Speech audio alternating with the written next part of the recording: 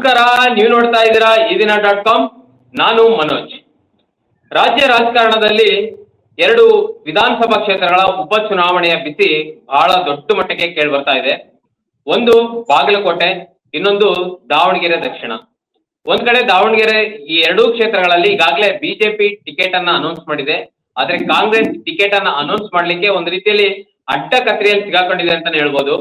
ಬಾಗಲಕೋಟೆಯಲ್ಲಿ ಮೇಟಿ ಕುಟುಂಬದವರು ಟಿಕೆಟ್ ಅನ್ನ ಕೇಳ್ತಾ ಇದ್ರೆ, ಇನ್ನು ದಾವಣಗೆರೆ ದಕ್ಷಿಣ ಕ್ಷೇತ್ರದಲ್ಲಿ ಅಲ್ಪಸಂಖ್ಯಾತ ಸಮುದಾಯದವರು ನಾವು ಇಷ್ಟು ವರ್ಷ ಶಾಮನೂರ್ ಅವ್ರ ಫ್ಯಾಮಿಲಿಗೆ ವೋಟ್ ಹಾಕ್ತಾ ಬಂದಿದೀವಿ, ಅವ್ರಿಗೆ ಗೆಲ್ಸಿದೀವಿ. ಆದ್ರೆ ಈಗ ನಮಗೆ ಚಾನ್ಸ್ ಸಿಕ್ಕಿದೆ, ಈ ಚಾನ್ಸ್ ಅಲ್ಲಾದ್ರೂ ನಮಗೆ ಟಿಕೆಟ್ ಕೊಡಿ ಅಂತ ಕೇಳ್ತಾ ಇದ್ದಾರೆ.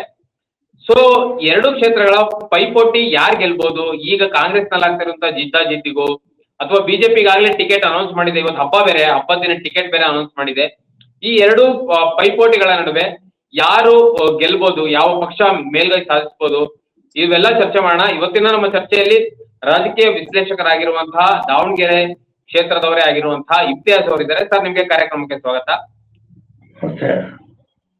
ಇನ್ನೊಬ್ರು ಬಾಗಲಕೋಟೆ ಅವರೇ ಆಗಿರುವಂತಹ ಬಸವರಾಜ್ ಧರ್ಮಂತಿ ಅವರು ಕರವೆಯ ಜಿಲ್ಲಾಧ್ಯಕ್ಷರು. ಸರ್, ನಿಮ್ಗೂ ಕಾರ್ಯಕ್ರಮಕ್ಕೆ ಸ್ವಾಗತ. ಸರ್, ಧನ್ಯವಾದ.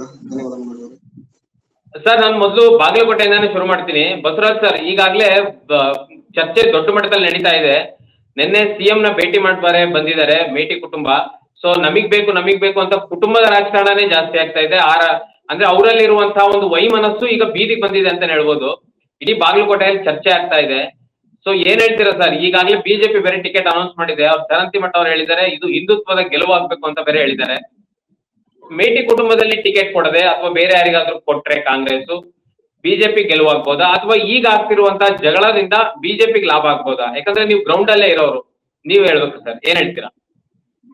ಈಗ ಕಾಂಗ್ರೆಸ್ ಪಕ್ಷದ ಟಿಕೆಟ್ ಘೋಷಣೆ ಆಗುವ ಪೂರ್ವದಲ್ಲಿ ನಾವು ಯಾವುದೇ ನಿರ್ಧಾರಗಳನ್ನ ಅಥವಾ ಯಾವುದೇ ಅಂದಾಜುಗಳನ್ನ ಪ್ರಿಡಿಕ್ಷನ್ ಗಳನ್ನ ಮಾಡ್ಲಿಕ್ಕೆ ಸಾಧ್ಯ ಇಲ್ಲ. ಬಾಗಲಕೋಟೆಯಲ್ಲಿ ಟಿಕೆಟ್ ದೊರೆತ ನಂತರ, ಯಾಕಂದ್ರೆ ಮೇಟಿ ಕುಟುಂಬದ ಬಹುತೇಕ ಎಲ್ಲ 4 ಜನ, ಇಬ್ರು ಪುರುಷರು, ಇಬ್ರು ಮಕ್ಕಳು ಮತ್ತು ಇಬ್ರು ಹೆಣ್ಣು ಮಕ್ಕಳು, ಅವ್ರು ಯಾರು ಬಹಿರಂಗವಾಗಿ ಸಾಮಾಜಿಕ ಕಾರ್ಯಗಳಲ್ಲಿ ಇಲ್ಲಿವರೆಗೂ ಅವರ ಮರಣಾನಂತರ, ನಿಧನದ ನಂತರ ಅಷ್ಟೊಂದು ಚಟುವಟಿಕೆಯಿಂದ ತೊಡಗಿಕೊಂಡಿದ್ದನ್ನ ಬಹುತೇಕ ಬಾಗಲಕೋಟೆ ಕ್ಷೇತ್ರ ಜನ ಯಾರು ನೋಡಿಲ್ಲ.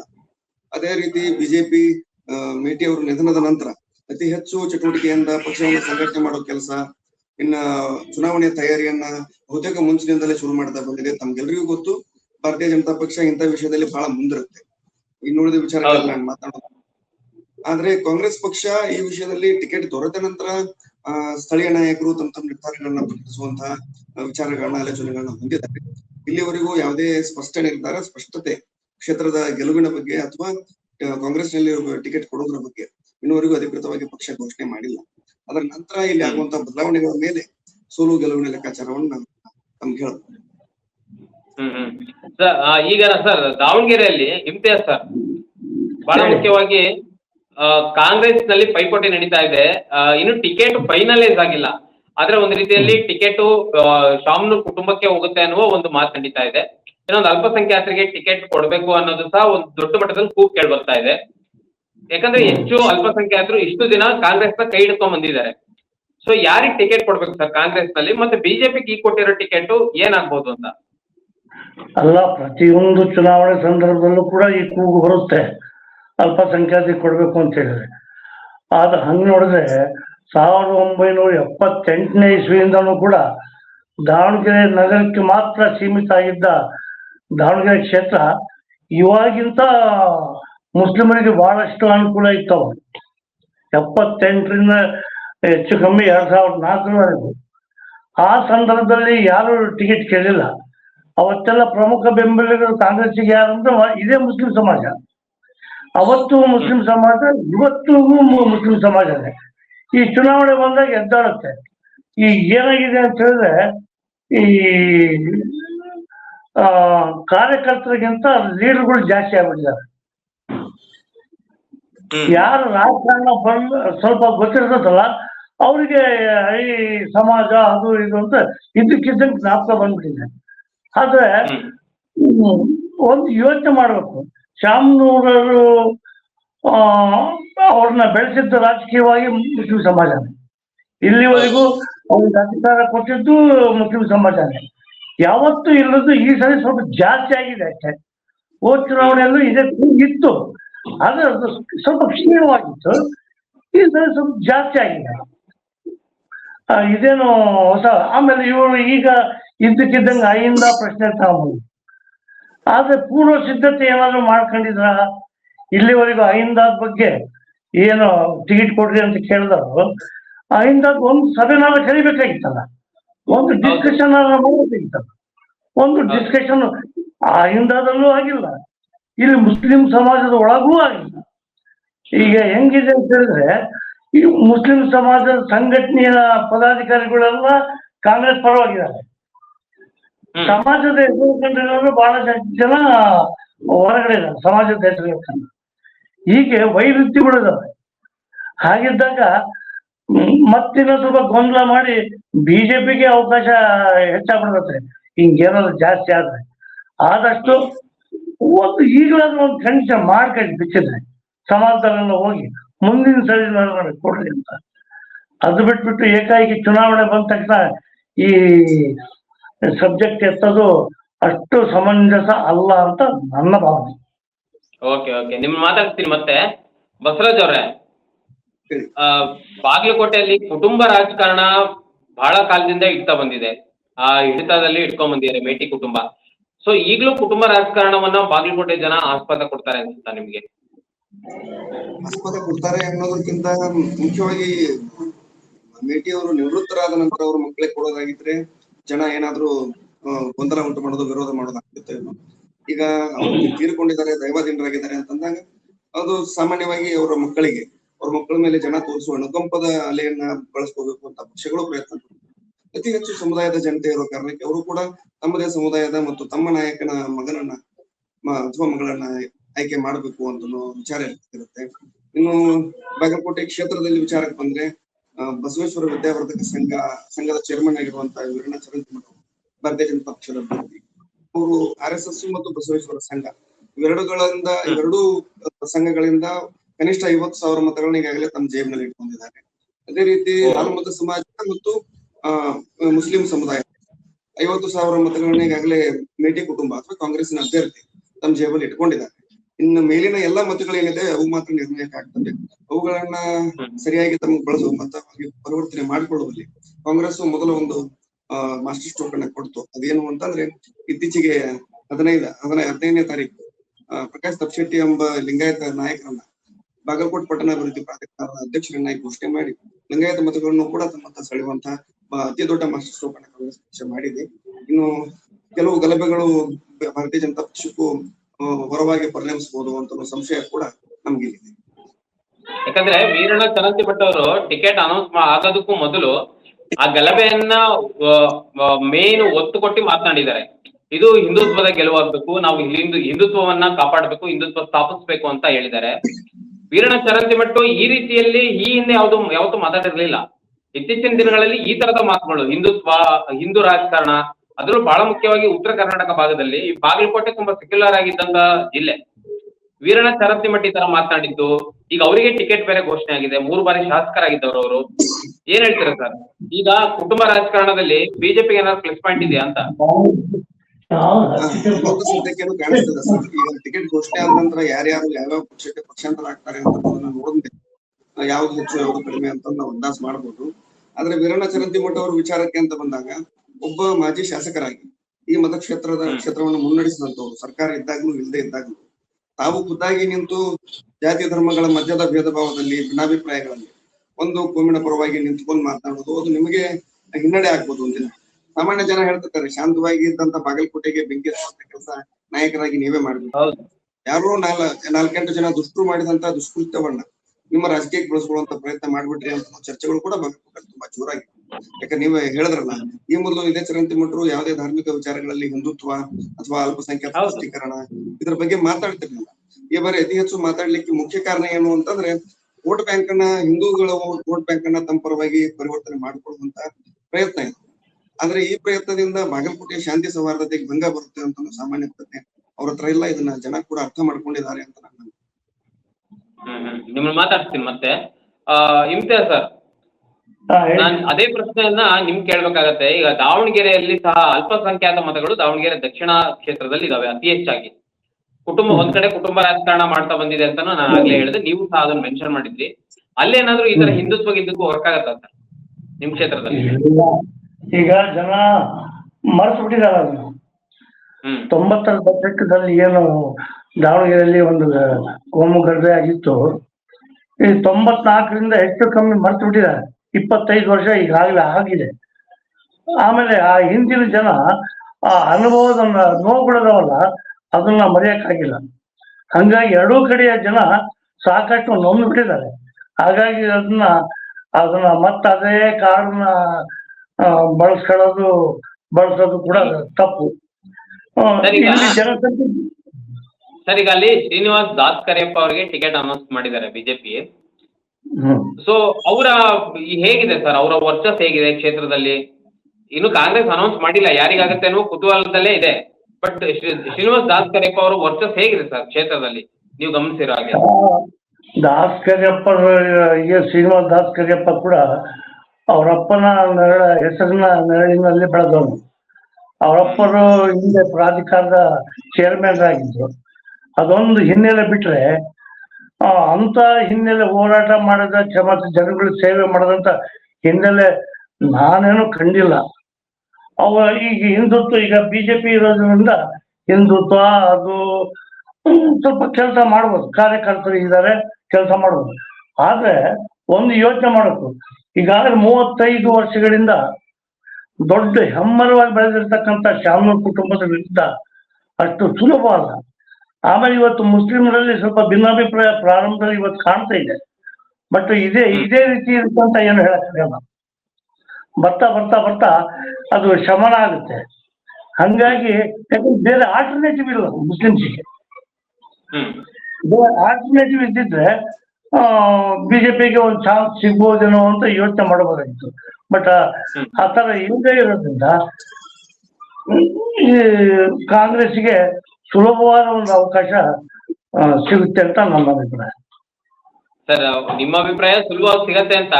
ಬಟ್ ಟಿಕೆಟ್ ಅನೌನ್ಸ್ ಮಾಡೋದ್ರಲ್ಲೇ ಸ್ವಲ್ಪ ಗೊಂದಲ ಇದೆ. ಯಾಕಂದ್ರೆ ಈ ಹಿಂದೆ ದಾವಣಗೆರೆ 2 ಕುಟುಂಬಗಳು ಬಹಳ ಬಿಗಿಯಾಗಿ ಇಟ್ಕೊಂಡಿದ್ವು. ಒಂದು ಸಿದ್ದೇಶ್ವರ ಅವರ ಕುಟುಂಬ, ಇನ್ನೊಂದು ಶಾಮನೂರ್ ಅವರ ಕುಟುಂಬ. ಇಡೀ ದಾವಣಗೆರೆನ ಆಳಿದ್ದೇವೆ ಅಂತಾನೆ ಸಾಮಾನ್ಯವಾಗಿ ಹೇಳ್ತಾರೆ, ಮತ್ತು ಅದು ಕಣ್ಣಿಗೆ ಕಾಣ್ತದೆ ಕೂಡ. ಈಗ ಶಾಮನೂರ್ ಅವ್ರ ಕುಟುಂಬದಲ್ಲಿ ಈಗಾಗಲೇ ಸೊಸೆ ಇದು MP ಆಗಿದ್ದಾರೆ, ಈಗ ಮಗ ಆಲ್ರೆಡಿ ಮಂತ್ರಿ ಆಗಿದ್ದಾರೆ ಕರ್ನಾಟಕ ರಾಜ್ಯದಲ್ಲಿ. ಮತ್ತೆ ಮೊಮ್ಮಗಂಗೆ ಟಿಕೆಟ್ ಕೊಟ್ಟಾಗ ಅವ್ರು ಕೇಳ್ತಾರೆ, ಅಂದ್ರೆ ಮೊಮ್ಮಗಂಗೆ ಕೊಟ್ಟಾಗ ಏನಿದು ಮತ್ತೆ ಕುಟುಂಬ ರಾಜಕಾರಣ ಮಾಡ್ತಿದಾರಲ್ಲ ಅಂತ. ಈಗ ಸಾಮಾನ್ಯವಾಗಿ ಕಾಂಗ್ರೆಸ್ಗೆ ಸಿಗುತ್ತೆ ಅಂತೀರಾ ಒಂದ್ ಕಡೆ? ಇಲ್ಲ, ಸಹಜವಾಗಿ ಇಂಥ ಪ್ರಶ್ನೆ ಹೇಳುತ್ತೆ, ಅದು ನಿಜ ಕೂಡ. ಅದಕ್ಕೆ ಸೂಕ್ತವಾದ ಉತ್ತರ ಕೊಡ್ಬೇಕಾದ್ರೆ ಅವರೇ ಕೊಡಬೇಕು. ಈಗ ನನಗೆ ಈಗಾಗಲೇ ನಮ್ಮ ಕುಟುಂಬಕ್ಕೆ ಕೊಟ್ಟಿರೋ ಸಾಕ ಅಥವಾ ಇನ್ನೂ ಬೇಕಾ ಅಂತ ಅವ್ರು ಯೋಚನೆ ಮಾಡಬೇಕು. ಅದನ್ನ ನಾವು ಹೇಳಿದ್ರು ಕೂಡ ಜನ ಗೆಲ್ಸಿದಾರಲ್ಲ.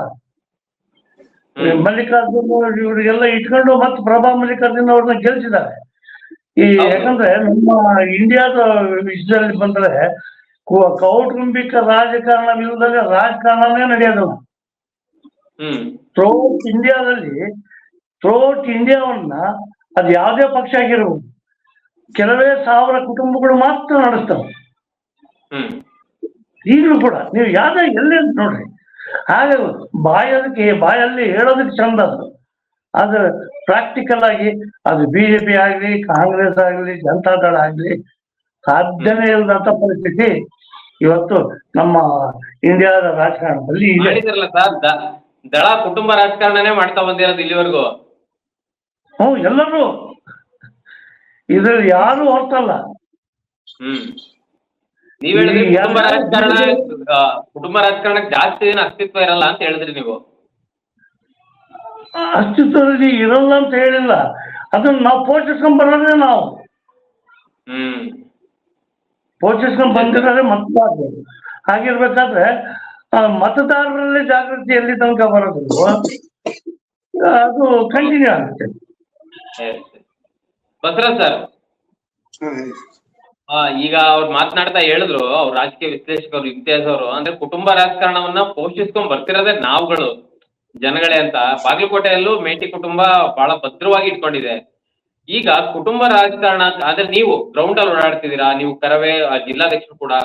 ಸೊ ಕನ್ನಡ ಪರ ಸಂಘಟನೆಗಳಲ್ಲಿ ಕೆಲಸ ಮಾಡಿದ್ದೀರಾ, ಮತ್ತೆ ಕನ್ನಡದ ವಿಚಾರ ಬಂದಾಗ ಬಹಳ ದೊಡ್ಡ ಮಟ್ಟದಲ್ಲಿ ಬಾಗಲಕೋಟೆ ಧ್ವನಿ ಎತ್ತಿದ್ದೀರಾ. ಗ್ರೌಂಡ್ ಅಲ್ಲಿ ಓಡಾಡ್ತಿರೋದ್ರಿಂದ ಜನರ ನಾಡಿ ಮಿಡಿತ ಏನ್ ಹೇಳುತ್ತೆ ಸರ್? ಈ ಬಾರಿಯ ಚುನಾವಣೆ ಒಂದ್ ರೀತಿಯಲ್ಲಿ ಆಡಳಿತ ಪಕ್ಷಕ್ಕೂ ಬಹಳ ಗಟ್ಟಿಯಾಗಿ ಇಟ್ಕೊಳ್ಳೇಬೇಕಾಗಿದೆ, ವಿರೋಧ ಪಕ್ಷದವರು ತಮ್ಮ ಅಸ್ತಿತ್ವವನ್ನು ಪ್ರೂವ್ ಮಾಡಬೇಕಾಗಿದೆ. ಗ್ರೌಂಡ್ ಜನರ ನಾಡಿ ಮಿಡಿತ ಏನ್ ಹೇಳುತ್ತೆ ಅಂತ ಸರ್? ಈ ಬಾರಿ ಚುನಾವಣೆಯ ಫಲಿತಾಂಶವನ್ನ ಸ್ಪಷ್ಟವಾಗಿ ಸ್ವತಃ ಮುಖ್ಯಮಂತ್ರಿಗಳು ಇಂಟೆಲಿಜೆನ್ಸ್ ಇಂದ ತೆಗೆದುಕೊಂಡು ಹೇಳಿಕ್ ಸಾಧ್ಯವಿಲ್ಲ. ಅಷ್ಟೊಂದು ಕಷ್ಟಕರವಾದಂತ ಪರಿಸ್ಥಿತಿ ಬಾಗಲಕೋಟೆ ನಿರ್ಮಾಣ ಮಾಡಿದೆ. ಯಾಕೆ ಈ ಕುಟುಂಬ ರಾಜಕಾರಣದ ಬಗ್ಗೆ ಏನಿಲ್ಲ, ಈಗ ಇತಿಹಾಸ ಸರ್ ಮಾತಾಡಿದ್ರು, ತಾವು ಕೂಡ ಹೇಳ್ತಿದ್ರಿ, ಕುಟುಂಬ ರಾಜಕಾರಣವನ್ನು ಪೋಷಿಸ್ತಾ ಬಂದಿದ್ದು ನಾವೇ. ಯಾಕಂದ್ರೆ ತಂದೆ ಶಾಸಕನಾದ್ರೆ ಅವ್ರ ಮಗಳಿಗೂ ಕೂಡ ಬ್ಯಾನರ್ ಹಾಕುವಂತ ಕಾರ್ಯಕರ್ತರು ಇರುವವರೆಗೂ ಈ ವ್ಯವಸ್ಥೆ ಮುಂದುವರಿತಾನೆ ಇರುತ್ತೆ. ಆದ್ರೆ ಕೆಲವು ಸಂದರ್ಭಗಳಲ್ಲಿ ಅನಿವಾರ್ಯ ಪರಿಸ್ಥಿತಿಗಳು ಅಂತ ಬಂದಾಗ ನಾವು ಜನ ಬೆಂಬಲಿಸ್ತಾರೆ. ಇದರಲ್ಲಿ ಅನೇಕ ಬೇರುಗಳು ತಗಲಾಕೊಂಡಿರ್ತವೆ ಮರಕ್ಕೆ, ಸಾವಿರಾರು ಬೇರುಗಳು ಅನ್ನೋ ರೀತಿ ಒಂದು ಜಾತಿ, ಧರ್ಮ, ಪಕ್ಷ ಮತ್ತು ಆ ಪಕ್ಷದ ನಿಷ್ಠರು ಮತ್ತು ಕಾರ್ಯಕರ್ತರು, ಇನ್ನುಳಿದ ಅನೇಕ ಬಾಹ್ಯ ಬೆಂಬಲ ಕೊಡುವಂತವ್ರು, ಈ ತರದ ಎಲ್ಲವೂ ಒಟ್ಟುಗೂಡಿದ ನಂತರ ಒಂದು ಫಲಿತಾಂಶ ಬರುತ್ತೆ. ಆದ ಕಾರಣಕ್ಕೆ ಈ ಬಾರಿ ಬಾಗಲಕೋಟೆ ಚುನಾವಣೆ ಫಲಿತಾಂಶವನ್ನ ತಕ್ಷಣಕ್ಕಂತೂ ನಾವು ನೂರಾರು ಜನರನ್ನು ಮಾತಾಡಿಸಿ ನೋಡಿದಾಗ್ಲೂ ತಕ್ಷಣಕ್ಕೆ ಯಾವುದೇ ರೀತಿಯ ಫಲಿತಾಂಶವನ್ನು ನಾವು ಹೇಳಲಿಕ್ಕೆ ಸಾಧ್ಯ ಇಲ್ಲ. ಯಾಕಂದ್ರೆ ಆಡಳಿತ ಪಕ್ಷ ಸಂಪೂರ್ಣ ತನ್ನ ಶಕ್ತಿಯನ್ನ ವಿನಿಯೋಗ ಮಾಡಿ ಈ ಚುನಾವಣೆ ನಡೆಸುತ್ತೆ. ಅದೇ ರೀತಿ ವಿರೋಧ ಪಕ್ಷ ತನ್ನ ಮಾಜಿ ಶಾಸಕರು, ಸಚಿವರು, ಉಸ್ತುವಾರಿಗಳ ಶಕ್ತಿಯನ್ನು ವಿನಿಯೋಗ ಮಾಡುತ್ತೆ ಹೊರತು ಆರ್ಥಿಕವಾಗಿ ಎಷ್ಟು ಚುನಾವಣೆಯಲ್ಲಿ ಕೆಲಸ ಮಾಡುತ್ತೆ ಅಂತ ಅನ್ನೋದು ಸಾರ್ವಜನಿಕರಿಗೆ ಗೊತ್ತಿಲ್ಲ. ಆ ವಿಚಾರನ ಇಟ್ಕೊಂಡು ನಾವು ನೋಡ್ಬೇಕು ಅಂತಂದಾಗ ಈ ಬಾರಿ ಚುನಾವಣೆ ಫಲಿತಾಂಶ ಇಲ್ಲಿಯವರೆಗೂ ಅತಂತ್ರವಾಗಿ ಇದೆ. ಇವರೇ ಗೆಲ್ತಾರೆ ಅಂತ ಸ್ಪಷ್ಟವಾಗಿ ಯಾರಿಗೂ ಹೇಳಲಿಕ್ಕೆ ಸಾಧ್ಯ. ಒಂದು ಚರ್ಚೆ ಆಗ್ತಾ ಇತ್ತು ಸರ್, ಈಗ ಚುನಾವಣಾ ಆಯೋಗ 40 ಲಕ್ಷ ಏನಾದ್ರು ಫಿಕ್ಸ್ ಮಾಡಿದ್ರೆ ಒಂದು ಚುನಾವಣೆ ನಡೆಸಕ್ಕೆ 40 ಲಕ್ಷ ಅಲ್ಲ, ಅದ್ರ 100 ಪಟ್ಟು ಜಾಸ್ತಿ ಆಗುತ್ತೆ. 140 ಕೋಟಿ ಆದ್ರೂ ಬೇಕಾದ್ರೆ ಖರ್ಚು ಮಾಡಿ, 400 ಕೋಟಿ ಆದ್ರೂ ಖರ್ಚು ಮಾಡಿ ಗೆಲ್ಲಿಸ್ಲೇಬೇಕು ಅನ್ನುವ ಪರಿಸ್ಥಿತಿ ಕಾಂಗ್ರೆಸ್ ಬಿದ್ದಿದೆ ಅಂತ ಒಂದು ಚರ್ಚೆ ನಡೀತಾ ಇತ್ತು. ನೀವೇನ್ ಹೇಳ್ತೀರಾ ಅದಕ್ಕೆ? ಇದರಲ್ಲಿ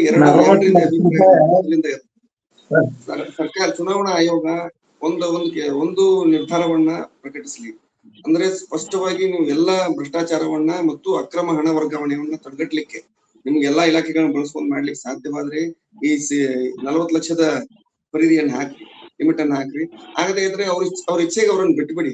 ಕನಿಷ್ಠ ಪಕ್ಷ ಜಾತ್ರೆ ಆದ್ರೂ ಮಾಡ್ಕೊಳ್ಳಿ ಅವರು ಅಂತ ಅನ್ನೋ ರೀತಿ. ನಿಮ್ಮಿಂದ ನಿಯಂತ್ರಣ ಮಾಡ್ಲಿಕ್ಕೂ ಆಗೋದಿಲ್ಲ. 20-30 ಕೋಟಿ ರೂಪಾಯಿ ಖರ್ಚು ಮಾಡೋದು ನಿಜಾನೇ ಎಲ್ಲಾ ಅಭ್ಯರ್ಥಿಗಳು. ಗಣ್ಯರಿಗೆ ಚುನಾವಣಾ ಆಯೋಗಕ್ಕೂ ಗೊತ್ತಿರುತ್ತೆ. ಚುನಾವಣಾ ಆಯೋಗ ಕೂಡ ಎಲ್ಲಾ ಅಭ್ಯರ್ಥಿಗಳ ಜೊತೆಗೆ, ಪಕ್ಷಗಳ ಜೊತೆಗೆ ಸಹಕಾರ ಮಾಡಿದ ರೀತಿ ಹೊರಗಡೆ ಕಂಡಿರುತ್ತೆ. ಸಾಮಾನ್ಯ ವ್ಯಕ್ತಿ ಗ್ರಾಮ ಪಂಚಾಯತ್ ಚುನಾವಣೆಯಲ್ಲಿ ಒಂದು 20-30 ಸಾವಿರಕ್ಕಿಂತ ಹೆಚ್ಚಿನ ದುಡ್ಡು ಖರ್ಚು ಮಾಡಿದ್ದು ಅವ್ರ ಗಮನಕ್ಕೆ ಬಂದ್ರೆ ಒಂದು ವಾರದಲ್ಲಿ ನೋಟಿಸ್ ಕೊಡ್ತಾರೆ. ಅದೇ ರೀತಿ ಶಾಸಕ ಸ್ಥಾನಕ್ಕೆ ನಿಂತಂತವರು ಕೋಟ್ಯಾಂತರ ರೂಪಾಯಿ ದುಡ್ಡು ಖರ್ಚು ಮಾಡಿದಾಗೂ ನೋಟಿಸ್ ಕೊಡುವಂತ ವ್ಯವಸ್ಥೆ ಇಲ್ಲ. ಚುನಾವಣಾ ಆಯೋಗ ಫ್ರೀ ಹ್ಯಾಂಡ್ ಕೊಟ್ಬಿಡ್ಲಿ, ಎಷ್ಟಾದ್ರೂ ದುಡ್ಡು ಖರ್ಚು ಮಾಡಿ ಯಾರನ್ನಾದ್ರೂ ಕರ್ಕೊಂಡ್ ಬರ್ರಿ, ಜಾತಿ ಧರ್ಮದ ಬಗ್ಗೆ ಮಾತಾಡಿ ಏನಾದ್ರು ಮಾಡಿ ಚುನಾವಣೆ ಫಲಿತಾಂಶ ಬಂದ್ರೆ ಸಾಕು. ಸುಮ್ಮನೆ ಅಧಿಕಾರಿಗಳಿಗೆಲ್ಲ ಸಂಬಳ ಕೊಟ್ಟು, ಹೆಚ್ಚುವರಿ TADA ಕೊಟ್ಟು ನಮ್ಮ ತೆರಿಗೆ ದುಡ್ಡನ್ನು ಹಾಳು ಮಾಡೋದು. ಹೌದು. ನಿಮ್ದೆ ಸರ್ ಅದೇ ಪ್ರಶ್ನೆ ನಿಮ್ಗೂ. ಈಗ ದಾವಣಗೆರೆಯಲ್ಲೂ ಅದೇ ರೀತಿಯ ಒಂದು ಅಸ್ತಿತ್ವದ ಪ್ರಶ್ನೆ ಆಗಿದೆ ಕಾಂಗ್ರೆಸ್ಗೆ. ಉಳಿಸ್ಕೊಳ್ಳೇಬೇಕು. ಶಾಮನೂರು ಇಷ್ಟು ವರ್ಷ ಬಿಗಿಯಾಗಿ ಹಿಡಿದಿದ್ದಂತ ಕ್ಷೇತ್ರವನ್ನ ಕಾಂಗ್ರೆಸ್ ಉಳಿಸ್ಕೊಳ್ಳೇಬೇಕು. ಚುನಾವಣಾ ಆಯೋಗ 40 ಲಕ್ಷ ಫಿಕ್ಸ್ ಮಾಡತ್ತೆ, ಕಾಂಗ್ರೆಸ್ನವರು 40 ಕೋಟಿ 400 ಕೋಟಿ ಖರ್ಚು ಮಾಡಕ್ಕೂ ರೆಡಿ ಇದ್ದಾರೆ ಅಂತ ಒಂದು ಚರ್ಚೆ ನಡೀತಾ ಇದೆ. ನೀವೇನ್ ಹೇಳ್ತೀರಾ? ಒಂದು ವಾರ್ಡಿನ ಚುನಾವಣೆಗೂ ಆಗಲ್ಲ ಅದು. ಒಂದು ವಾರ್ಡಿನ ಚುನಾವಣೆಯಲ್ಲೂ ಕೂಡ ಅಷ್ಟು ಖರ್ಚು ಮಾಡಿ ಗೆಲ್ಲೋದಕ್ಕೆ ಅಥವಾ ಸ್ಪರ್ಧೆ ಮಾಡಕ್ ಸಾಧ್ಯನೇ ಇಲ್ಲ. ಅಂತ ವಾತಾವರಣ ಇದೆ. ಹಂಗಿರ್ಬೇಕಾದ್ರೆ ಈ ಚುನಾವಣಾ ಇವೆಲ್ಲ ಕಣ್ಣು ವರ್ಷ ತಂತ್ರಗಳು ಸುಮ್ಮನೆ ಲೆಕ್ಕಕ್ಕೆ ಬೇಕು, ಲೆಕ್ಕ ಹಾಕೊಡಕ ಅಷ್ಟೇ. ಯಾರು ಕೋಟಿ ಏನಿದ್ರು ಕೂಡ ಕೋಟಿ ಲೆಕ್ಕದಾಗೆ ಮಾಡ್ತೇವೆ ವಿನ ಲಕ್ಷ ಪಕ್ಷ ಅವೆಲ್ಲ ಯಾವ್ದೋ ಹಳೆ ಕಾಲದ ಕಥೆಗಳು ಅವೆಲ್ಲ ಕೇಳಕ್ ಚಂದ. ಸರ್ ಅಲ್ಲಿ ದಾವಣಗೆರೆಯಲ್ಲಿ ಈಗ ನಾನು ಅವ್ರಿಗೆ ಕೇಳಿದ ಪ್ರಶ್ನೆ ನಿಮ್ಗೂ ಕೇಳ್ತೀನಿ. ಜನರ ನಾಡಿ ಮಿಡಿತ ಏನ್ ಹೇಳತ್ತಿ ಸರ್? ನೀವ್ ಹೇಳಿದ್ರಿ ಕಾಂಗ್ರೆಸ್ ಗೆಲ್ಬಹುದು ಅಂತೀರಾ, ಆದ್ರೆ ಬಿಜೆಪಿನೂ ಸಹ ಅಷ್ಟೇ ಪ್ರಬಲವಾಗಿ ಸ್ಪರ್ಧೆ ಮಾಡ್ಲಿಕ್ಕೆ ನಿಂತಿದೆ ಈಗ. ಅಂದ್ರೆ ಇಡೀ ಬಿಜೆಪಿಯ ಎಲ್ಲಾ ನಾಯಕರು ಹೇಳ್ತಿದ್ದಾರೆ, ನಮ್ಮಿಂದ ಯಾರಾದ್ರೂ ಟಿಕೆಟ್ ಕೊಡ್ಲಿ, ನಾವ್ ಈ ಸರಿ ಈ ಕ್ಷೇತ್ರವನ್ನ ಬಿಡೋದೇ ಬೇಡ, ಹಿಡದೇ ಅಂತೀರಿ. ಅವ್ರು ಸಭೆ ಬೇರೆ ಮಾಡಿದ್ದಾರೆ ಮೊನ್ನೆ. ಸರ್ ಪ್ರತಿ ಸರಿ ಹೇಳೋದು ಅದೇ, ಅದು ಅಷ್ಟು ಸುಲಭ ಇಲ್ಲ. ಈಗ ವಾಸ್ತವ ನೋಡಿದವರಿಗೆ ಗೊತ್ತು ಇಲ್ಲಿ ಎಷ್ಟು ಬಣಗಳಿದಾವೆ ಅಂತೇಳಿ. ಕಾಂಗ್ರೆಸ್ನಲ್ಲೂ ಬಣಗಳಿದಾವೆ, ಆದ್ರೆ ಕಾಂಗ್ರೆಸ್ಗೂ ಬಿಜೆಪಿಗೂ ಕೆಲವು ವ್ಯತ್ಯಾಸಗಳಿದಾವೆ. ಇಲ್ಲಿ ವ್ಯತ್ಯಾಸಗಳಿದಾವೆ. ಬಟ್ ಬಿಜೆಪಿಯಲ್ಲಿ ಹಂಗಿಲ್ಲ. ಕಳೆದ ಚುನಾವಣೆ ನೋಡಿದ್ವಿ ನಾವು, ಹೇಳ್ತಾರೆ. ಆದ್ರೆ ವಾಸ್ತವದ ನಿಜ ಏನು ಅನ್ನೋದು ನಿಜವಾಗಿ ಬಿಜೆಪಿಯ ಕಾರ್ಯಕರ್ತರಿಗೆ ಗೊತ್ತು, ನಾಯಕರುಗಳಿಗೆ ಗೊತ್ತು. ಹಾಗಾಗಿ ಹೇಳಷ್ಟು ಸುಲಭ ಅಲ್ಲ ಮಾತು. ಎರಡನೇದು, ಈಗಾಗಲೇ ಎಷ್ಟು ಡ್ಯಾಮೇಜ್ ಆಗಬೇಕು ಬಿಜೆಪಿಗೆ ರಾಷ್ಟ್ರ ಮಟ್ಟದಲ್ಲಿ, ರಾಜ್ಯ ಮಟ್ಟದಲ್ಲಿ, ಮತ್ತೆ ಇಲ್ಲೂ ಕೂಡ ನಮ್ಮ ಜಿಲ್ಲೆಯಲ್ಲಿ ಎಷ್ಟು ಪಣಗಳಿದಾವೆ ಹೇಳ್ತಾರೆ, ನಾವು ಕೇಳಬೇಕಾಗುತ್ತೆ. ಬಟ್ ಇಲ್ಲಿ ಕಾಂಗ್ರೆಸ್ನಲ್ಲಿ ಹಂಗೆ ಆಗೋದಿಲ್ಲ. ಈಗ ಏನೇ ಪ್ರಾರಂಭದಲ್ಲಿ ಏನು ದೊಡ್ಡ ಜಗಳ ಬಂದರೂ ಕೂಡ ಆಮೇಲೆ ಆಯ್ತಾ ಮತ್ತೆಲ್ಲರೂ ಎಲ್ಲ ಕೈ ಹಾಕೊಂಡು ತುಂಬ ಹೋಗ್ಬಿಡ್ತಾರೆ. ಇದು ಹಿಂಗಾಗುತ್ತೆ. ಸುಮ್ಮನೆ ಒಂದು ವೇಳೆ ಇದರಲ್ಲಿ ಯಾವ್ದ್ರಲ್ಲಿ ಕಾಂಗ್ರೆಸ್ ನಲ್ಲಿ ಈಗ ಅಬ್ದುಲ್ ಜಬ್ಬಾರ್ ಅವರು MLC ಇದಾರಲ್ಲ, ನಿಮ್ಮ ಕ್ಷೇತ್ರದಿಂದ MLC ಆಗಿದ್ದಾರೆ, ಅವರು ಸಹ ಟಿಕೆಟ್ ಆಕಾಂಕ್ಷಿ ಕಾಂಗ್ರೆಸ್ ನಿಂದ. ಒಂದು ವೇಳೆ ಅವ್ರೇನಾದ್ರೂ ಬಂಡಾಯ ನಿಂತ್ರೆ, ಒಂದು ವೇಳೆ ಮುಸ್ಲಿಂ ಸಮುದಾಯದಿಂದ ಯಾರಾದ್ರೂ ಬಂಡಾಯ ನಿಂತ್ರೆ ಕಾಂಗ್ರೆಸ್ ನಿಂದ ಏನಾಗುತ್ತೆ ಸರ್? ಅದಕ್ಕೆ ಅವರು ಕೂಡ ಕನಸು ಕಾಣಲ್ಲ. ಯಾಕಂದ್ರೆ ಅದಕ್ಕೆ ಅಸ್ತಿತ್ವನೇ ಇಲ್ಲ ಅಂತ ಅದ್ರ ಅರ್ಥ. ಇವತ್ತು ಏನೇ ಕೂಡ ಕಾಂಗ್ರೆಸ್ ಅಭ್ಯರ್ಥಿಗಳೇ ಹೇಳ್ತಿರೋದು ನಾನು, ಕಾಂಗ್ರೆಸ್ ಅಭ್ಯರ್ಥಿಗಳೇ ಬಂಡಾಯ ನಿಂತ್ರೆ ಏನಾಗುತ್ತೆ? ಎಲ್ಲಿ ಅದು MLA ಎಲೆಕ್ಷನ್ ಅಲ್ಲಿ ಸಾಧ್ಯನೇ ಇಲ್ಲ. ಯಾಕಂದ್ರೆ ನಾವು 83ರಲ್ಲಿ ನೋಡಿದ್ವಿ, ಇಂಡಿಪೆಂಡೆಂಟ್ ಕ್ಯಾಂಡಿಡೇಟು ಇಲ್ಲಿ ಇದ್ದು ಮುಸ್ಲಿಮ್ಸು. ಎಂಥ ವಾತಾವರಣ ಅಂತ ಹೇಳಿದ್ರೆ ಇಡೀ ಮುಸ್ಲಿಂ ಸಮುದಾಯನೇ ಒಂದು ಕಡೆಗಿದ್ದೇನೋ ಅನ್ನೋ ರೀತಿಯಲ್ಲಿ ವಾತಾವರಣ ಕ್ರಿಯೇಟ್ ಆಗಿತ್ತು. ಬಟ್ ವೋಟ್ ಆಗಿ ಅದು ಕನ್ವರ್ಟ್ ಆಗಿಲ್ಲ, ಕನ್ವರ್ಟ್ ಆಗಿಲ್ಲ. ಇಲ್ಲೂ ಅಷ್ಟೇ, ಇಲ್ಲಿ ಏನೇ ಆದ್ರೂ ಕೂಡ ಕೊನೆಗೆ ಮಾಮೂಲಿ ಗೊತ್ತಿದೆಯಲ್ಲ, ಕತ್ತಲು ರಾತ್ರಿ ಅದು ಇದು ಅದು ಸಹಜವಾಗಿ ನಡೆದೇ ನಡೆಯುತ್ತೆ. ಇಲ್ಲೂ ನಡೆಯುತ್ತೆ, ಎಲ್ಲ ಕಡೆಗೂ ನಡೆಯುತ್ತೆ. ಜನ ಸಿದ್ಧಾಂತ ನೋಡಿ, ಪ್ರಣಾಳಿಕೆ ನೋಡಿ ಓಟ್ ಹಾಕೋದು ನಮ್ಮ ಇಂಡಿಯಾ ಜನಕ್ಕೆ ಗೊತ್ತೇ ಇಲ್ಲ. ಫಸ್ಟ್ ಆಫ್ ಆಲ್ ಪ್ರಣಾಳಿಕೆ ನೋಡಿ ಯಾವ ನೀವ್ ಹಿಂಗ್ ಹೇಳ್ತೀರಾ, ಅವ್ರ ಪಕ್ಷದವ್ರು ಹೇಳ್ತಾರೆ ನಾವು ಪ್ರಣಾಳಿಕೆಯಲ್ಲೇ ಗೆಲ್ಲೋದು. ಯಾಕಂದ್ರೆ ಗ್ಯಾರಂಟಿ ಪ್ರಣಾಳಿಕೆ ಅಲ್ಲ ಅನೌನ್ಸ್ ಮಾಡಿದ್ದು, ಗ್ಯಾರಂಟಿ ಕೊಟ್ಟು ಗೆದ್ರು ಅಂತಾರೆ ಕಾಂಗ್ರೆಸ್ನವರು. ಕಾಂಗ್ರೆಸ್ನವರು ಗ್ಯಾರಂಟಿ ಮೂಲಕ ಗೆದ್ವಿ ನಾವು, ಗ್ಯಾರಂಟಿ ಪ್ರಣಾಳಿಕೆ ಅಲ್ಲ ಅಲ್ವಾ ಹಾಕಿದ್ದು? ಅಲ್ಲ, ಇಂಪ್ಲಿಮೆಂಟ್ ಆಯ್ತಲ್ಲ ಅದು. ಇಂಪ್ಲಿಮೆಂಟ್ ಆಗಿರೋದ್ರಿಂದ ಅದ್ರ ಬಗ್ಗೆ ಹೆದರಿಕಿಲ್ಲ. ಯಾರು ಬರೀ ಸುಳ್ಳು ಅಂತ ಬಂದ್ರಲ್ಲ ಅವ್ರಿಗೆ ಹೆದರಿಕೆ ಇರ್ತದೆ. ಮಾತಾಡ್ತೀರಿ ಸರ್. ಮತ್ತೆ ಬಸವರಾಜ್ ಸರ್, ಆಗ್ಲೇ ಕುಟುಂಬ ರಾಜಕಾರಣ ಮಾತಾಡ್ತಿದ್ವಿ. ಈಗ ಮೊನ್ನೆ CM ಭೇಟಿ ಆದಾಗ ಮಹಾದೇವಕ್ಕ ಅವರು ಒಂದು ಮಾತು ಹೇಳಿದ್ದಾರೆ, ನಮ್ಮ ಕುಟುಂಬದಲ್ಲೇ ನೀವು ಟಿಕೆಟ್ ನಮ್ಮ ಇವ್ರು ಪ್ರಕಾಶ್ ಅವರಿಗೆ ಕೊಡ್ಬೇಕು ನೀವು. ಒಂದು ವೇಳೆ ಮಲ್ಲಿಕಾರ್ಜುನ್ ಅವರಿಗೆ ಏನಾದ್ರು ಕೊಟ್ಟೆ, ಮಲ್ಲಿಕಾರ್ಜುನ್ ಭೇಟಿ ಅವರಿಗೆ ನಾವು ಬಂಡಾಯ ನಿಲ್ತೀವಿ ಅಂತ ಅವ್ರು ಹೇಳಿದ್ದಾರೆ. ಸೊ ಈ ರೀತಿಯ ಕುಟುಂಬದಲ್ಲೇ ಬಂಡಾಯ ಸ್ಥಿತಿ ಬಂದ್ರೆ ಜನ ಯಾರನ್ನ ಆಯ್ಕೆ ಮಾಡ್ಬೇಕು ಸರ್? ಏನಾಗತ್ತೆ ಜನರು ಮನಸ್ಸು ಅಂತ? ಮೂರನೇವರೆಗೆ ಲಾಭ ಅನ್ನೋ ರೀತಿ ಇದು 4 ಜನರ ಜಗಳ 5ನೇದವ್ರಿಗೆ ಲಾಭ ಆಗೋ ರೀತಿ ಈ ವ್ಯವಸ್ಥೆ ಆಗತ್ತೆ. ನಾವು ಮಹದೇವಿಯವರಿಗೂ ನಾವೇನು ಹೇಳಲಿಕ್ಕೆ ಸಾಧ್ಯವಿಲ್ಲ. ನಾವು ಯಾವುದೇ ಪಕ್ಷದ ಕಾರ್ಯಕರ್ತರಲ್ಲ. ಅವರು ತಮ್ಮ ಕುಟುಂಬದ ಆಂತರಿಕ ವಿಚಾರಗಳನ್ನ ತಮ್ಮ 4 ಗೋಡೆ ಮಧ್ಯೆ ಬಗೆಹರಿಸಿಕೊಂಡು ಸಾರ್ವಜನಿಕರ ಎದುರು ಹೇಗಿರ್ಬೇಕು ಅಂತ ಅನ್ನೋದನ್ನ ಅವ್ರು ಅರ್ಥ ಮಾಡ್ಕೋಬೇಕು.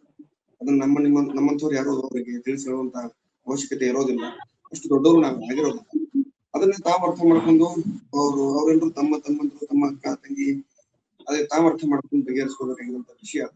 ಅದ್ರ ನಂತರ ಅವ್ರು ತಮ್ಮ ವೈಯಕ್ತಿಕ ಪ್ರತಿಷ್ಠೆನೋ ಅಥವಾ ಯಾವುದೋ ಹಿಂದಿನ ಗತಕಾಲದ ಯಾವ್ದಾದ್ರು ಜಿದ್ದು ಏನಾದ್ರು ಇದ್ರೆ ಅದನ್ನ ಚುನಾವಣೆ ಸಂದರ್ಭದಲ್ಲಿ ಬಳಸ್ಕೊಳ್ಳೋದೇ ಇರೋದು ಅವರ ಗೌರವಕ್ಕೆ ಎಷ್ಟು ಲಾಭ ಅಥವಾ ಧಕ್ಕೆ ತಂದು ಕೊಡುತ್ತೆ ಅಂತಂದು ಅವರೇ ಖುದ್ದಾಗಿ ವಿಚಾರ ಮಾಡ್ಬೇಕು. ಇನ್ನು ಅವರು ಉಮೇಶ್ ಅವರಿಗೆ ಟಿಕೆಟ್ ಕೊಟ್ರೆ ಯಾವುದೇ ಅಭ್ಯಂತರ ಇಲ್ಲ. ಬೇರೆ ಯಾರಿಗಾದ್ರೂ ಕೊಟ್ರೆ ನಾವು ಬಂಡಾಯ ಅನ್ನೋ ಮಾತನ್ನ ಹೇಳಿದ್ದಾರೆ ಅಂತ ಅದು ಕೂಡ ನಮ್ಗೆ ಗಮನಕ್ಕೆ ಬಂತು. ಅದು ಅವರ ವೈಯಕ್ತಿಕ ಅಭಿಪ್ರಾಯ. ಈ ಸ್ವತಂತ್ರ ಸಂವಿಧಾನಿಕ ಭಾರತದಲ್ಲಿ ಯಾರಾದ್ರೂ ಚುನಾವಣೆ ನಿಂತ್ಕೋಬಹುದು. ಮೇಟಿಯವರ ಮಕ್ಕಳೇ ನಿಂತ್ಕೋಬೇಕು ಅಂತಂದು ಯಾವುದೇ ನಿಯಮ ಆಗಿಲ್ಲ. ಕೊನೆಗೆ ನಾನು ನಿಂತ್ಕೋಬಹುದು, ಸಾಮಾನ್ಯ ಮತದಾರ ಕೂಡ ತನ್ನ ನಾಮಪತ್ರವನ್ನು ಸಲ್ಲಿಸಬಹುದು. ಆದ್ರೆ ಕುಟುಂಬದ ವಿಚಾರ ಅಂತ ಬಂದಾಗ ಅದು 4 ಗೋಡೆ ಮಧ್ಯೆ ಇರೋದು ಅವರಿಗೂ ಸೂಕ್ತ, ಅವ್ರ ಗೌರವ ಕುಟುಂಬದ ಗೌರವ ಸೂಕ್ತ. ಪಾಪ ದಿವಂಗತ ಮೇಟಿಯವರ ಕುಟುಂಬದ ಗೌರವ ಬಹಳ ಮುಖ್ಯವಾಗತ್ತೆ. ಅದನ್ನ ಅವ್ರು ಅರ್ಥ ಮಾಡ್ಕೊಂಡು ಮತ್ತು ಮಾಧ್ಯಮದ ಹೇಳಿಕೆಯನ್ನು ಕೊಡ್ಬೇಕಂತ ಅವ್ರ ಹತ್ರ ವಿನಂತಿ. ಸರ್ ಬಾಗಲಕೋಟೆಯಲ್ಲಿ 2 ನಗರ ಇದೆ. ಒಂದು ನವನಗರ ಬಾಗಲಕೋಟೆ, ಇನ್ನೊಂದು ಹಳೆ ಬಾಗಲಕೋಟೆ. ಈ 2 ನಗರದಲ್ಲಿ ಯಾವ್ಯಾವ ಸಮುದಾಯಗಳಿದಾವೆ ಮತ್ತೆ ಯಾವ ಸಮುದಾಯಗಳು ಈಗ ಮೇಟಿ ಕುಟುಂಬಕ್ಕೆ ಕೈ ಹಿಡಿಬಹುದು ಅಂತ ನಿಮ್ಗೆ ಅನ್ಸುತ್ತೆ?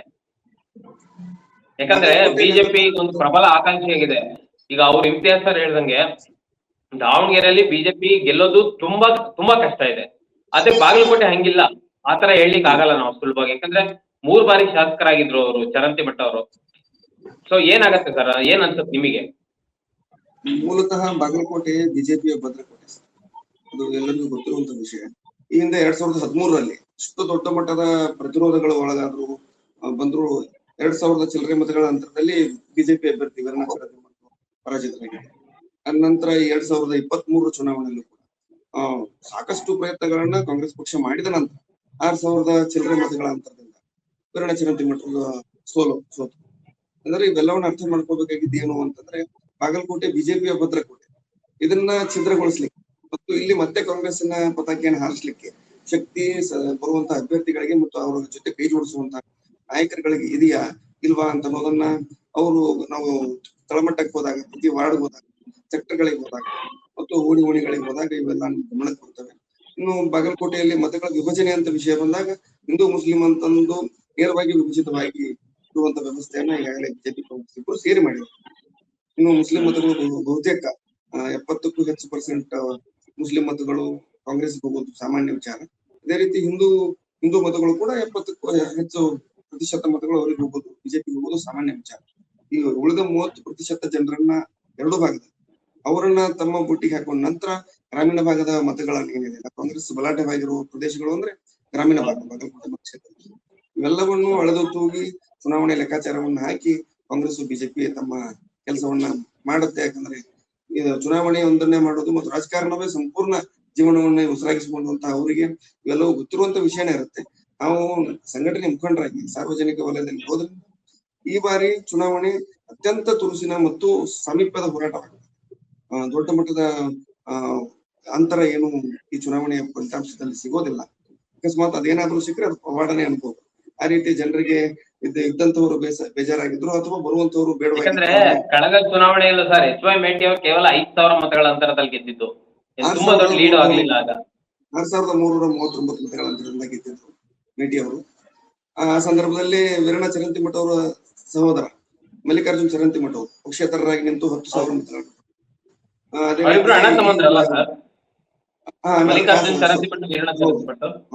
ಸ್ವಂತ ಅಣ್ಣ ತಮ್ಮಂದ್ರು. ಅದೇ ರೀತಿ ಇದು ಕಾಂಗ್ರೆಸ್ಸಿನ ಮೇಟಿ ಅವರನ್ನ ಸೋಲಿಸ್ಲಿಕ್ಕೆ ಅಥವಾ ಮೇಟಿ ಅವರ ವಿರುದ್ಧವಾಗಿ ಅವ್ರ ಮತಗಳನ್ನ ವಿಭಜನೆ ಮಾಡ್ಲಿಕ್ಕೆ ಡಾಕ್ಟರ್ ದೇವರಾಜ್ ಪಾಟೀಲ್ ಅವರು JDS ಇಂದ ನಿಂತಿದ್ರು. ಅವರು ಕೂಡ 3,000 ಮತಗಳನ್ನ ಕೊಡರು. ಅವರು ಕೂಡ ಕಾಂಗ್ರೆಸ್ಗೆ ಹೋಗ್ಬೇಕಾದಂತ ಮತಗಳನ್ನ ತಡೆಗಟ್ಟುವಂತ ಪ್ರಯತ್ನ ಅವರು ಮಾಡಿದ್ರು. ಎಲ್ಲದರ ಮಧ್ಯೆಯೂ ಕೂಡ 6,339 ಅಥವಾ 31 ಮತಗಳ ಅಂತರದಿಂದ HY ಮೇಟಿ ಅವರು ಜಯಶೀಲರಾಗಿದ್ರು. ಬಟ್ ವೀರಣ್ಣ ಚರಂತಿಮಠ ಹೇಳ್ತಾ ಇದ್ರು, ನನಗೊಂದಷ್ಟು ದಲಿತರ ಮತಗಳ ಬೀಳಿಲ್ಲ ಅಂತ ಒಂದು ಬಹಿರಂಗವಾಗಿಯೇ ಹೇಳಿದ್ರು ಅಂತ ಒಂದ್ ಕಡೆ ಚರ್ಚೆ ಆಗ್ತಾ ಇತ್ತು ಸರ್. ನಾನು ಗಮನಿಸಿದಾಗೆ ಕಳೆದ ಬಾರಿ ಬೊಮ್ಮಾಯಿ ಅವರು ತಮ್ಮ ಅಧಿಕಾರಾವಧಿ ಕೊನೆಗೊಳ್ಳುವ ಹಂತದಲ್ಲಿ ಒಳ ಮೀಸಲಾತಿಯನ್ನು ಘೋಷಣೆ ಮಾಡಿ ನಮ್ಮ ಲಂಬಾಣಿ ಸಮುದಾಯ ಮತ್ತು ಇನ್ನುಳಿದ ಸಮುದಾಯಗಳ ನಡುವೆ ಒಂದು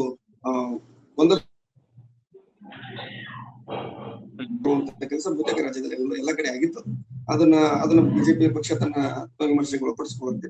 ಈಗ ಅಲ್ಲೂ ಕೂಡ ಅರ್ಧ ಮತಗಳು ಕಾಂಗ್ರೆಸ್, ಅರ್ಧ ಮತಗಳು ಬಿಜೆಪಿ, ಈ ತರ ವಿಭಜನೆ ಆಗೋದು ನಮಗ್ ಮೇಲ್ನೋಟ ಕಂಡು ಬರ್ತಾ ಇದೆ.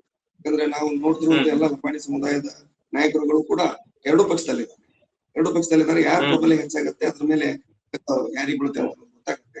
ಇನ್ನು ದಲಿತ ಸಮುದಾಯದ ನಾಯಕರು ಎರಡೂ ಪಕ್ಷದಲ್ಲೂ ಇದ್ದಾರೆ. ಅಲ್ಲೂ SC ಮೋರ್ಚಾ, ಇಲ್ಲಿ SC ಮೋರ್ಚಾ ಇದೆ. ಎರಡೂ ಪಕ್ಷದಲ್ಲೂ ದಲಿತ ಸಮುದಾಯದ ನಾಯಕರಿದ್ದಾರೆ. ಪ್ರಭಾವಿ ನಾಯಕರು ಹೆಚ್ಚೆಚ್ಚು ಕಾಂಗ್ರೆಸ್ನೇ ದಲಿತ ಸಮುದಾಯದ ನಾಯಕರು ಪ್ರಭಾವಿಯಾಗಿದ್ದಾರೆ. ನೋಡ್ಬೇಕು, ಬೇರೆ ಯಾವ್ದಾದ್ರು ದಲಿತ ಅಭ್ಯರ್ಥಿ ಪಕ್ಷೇತರವಾಗಿ ಈ ಚುನಾವಣೆಯಲ್ಲಿ ಸ್ಪರ್ಧೆ ಮಾಡಿದ್ರೆ ಅಲ್ಲಿ ಸ್ವಲ್ಪ ಮತಗಳು ಕಾಂಗ್ರೆಸ್ಗೆ ಕಡಿಮೆ ಅಂತ ನನ್ನ ಅಭಿಪ್ರಾಯ. ಇಂತೆ ಸರ್, ನಂದು ಕಡೆ ಪ್ರಶ್ನೆ, ಈಗ ದಾವಣಗೆರೆಯಲ್ಲಿ ಯಾವ್ಯಾವ ಸಮುದಾಯ ಇದಾವೆ ಸರ್? ದಾವಣಗೆರೆ ದಕ್ಷಿಣದಲ್ಲಿ ಹೆಚ್ಚು ಮತ ಇರೋದು ಯಾವ ಸಮುದಾಯದಲ್ಲಿ, ಮತ್ತೆ ಯಾವ ಸಮುದಾಯಗಳು ಯಾವ್ಯಾವ ಪಕ್ಷ ಕೈ ಹಿಡಿಬಹುದು ಅಂತ ನಿಮ್ಗೆ ಅನ್ಸುತ್ತೆ? ನೋಡಿ, ಸಾಮಾನ್ಯವಾಗಿ ಈಗ ಪ್ರಾರಂಭದ ದಿನಗಳಲ್ಲಿ ಏನೇನೋ ಅಭಿಪ್ರಾಯಗಳು ಬರ್ಬೋದು. ಆದ್ರೆ ಒಟ್ಟಾರೆ ಮುಸ್ಲಿಂ ಸಮುದಾಯ, ಇಲ್ಲಿ ಈಗ ಲಿಂಗಾಯತ ಸಮುದಾಯ, ಆಮೇಲೆ ದಲಿತರು, ಇವರೆಲ್ಲ ಅನಿವಾರ್ಯವಾಗಿ ಕಾಂಗ್ರೆಸ್ಗೆ ಹಾಕಲೇಬೇಕಾಗುತ್ತೆ. ಅದ್ರಾಗೂ ವಿಶೇಷವಾಗಿ ಏನ್ ಗ್ಯಾರಂಟಿ ಅಂತ ಏನ್ ಹೇಳ್ತಾರಲ್ಲ, ಆ ಗ್ಯಾರಂಟಿಯ ಯೋಜನೆ ಫಲಾನುಭವಿಗಳೇನು ಹೆಣ್ಮಕ್ಳಿದಾರಲ್ಲ, ಅದರಲ್ಲಿ 12 ಆಣಿ ಭಾಗ ಕಾಂಗ್ರೆಸ್ಗಾರದಲ್ಲಿ ಬೇರೆ ಯಾರಿಗೂ ಹೋಗಲ್ಲ. ಆಮೇಲೆ ಶಾಮೂರ ಪ್ರಭಾವ, ಇವೆಲ್ಲ ಕಾರಣಗಳಿಂದ ಕಾಂಗ್ರೆಸ್ಸಿಗೆ ಹೆಚ್ಚಿನ ಅವಕಾಶಗಳಿದ್ದಾವೆ ಅಂತ ಒಂದು ಸ್ಪಷ್ಟವಾಗಿ ಹೇಳ್ಬೋದು. ಬಿಜೆಪಿಗೆ ಕಾರ್ಯಕರ್ತರ ದೊಡ್ಡ ಪಡೆಯನ್ನೇ ಇದೆ, ಇಲ್ಲ ಅಂತಲ್ಲ, ಆದ್ರೆ ಅಷ್ಟು ಸುಲಭವಾಗಿ ಅವ್ರನ್ನ ಕಡೆಗಣಿಸಕ್ಕೂ ಆಗಲ್ಲ.